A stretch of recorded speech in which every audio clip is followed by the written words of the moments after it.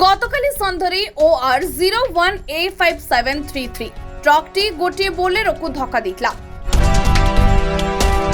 से ट्रक को जबत करी कटक सदर पुलिस थाना खाना तलाश करिबारु सेथिरे 100 ग्राम वाला 240 बोतल निषिद्ध कप सिरप जबत करिबा सहित ड्राइवर बालाराम नायक एवं हेल्पर धोबा बेहरा उभय आस्का गंजाम रे बोली जणा पड़छि।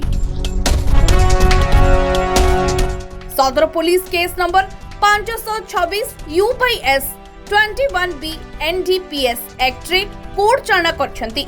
Bureau report Sabudin TV.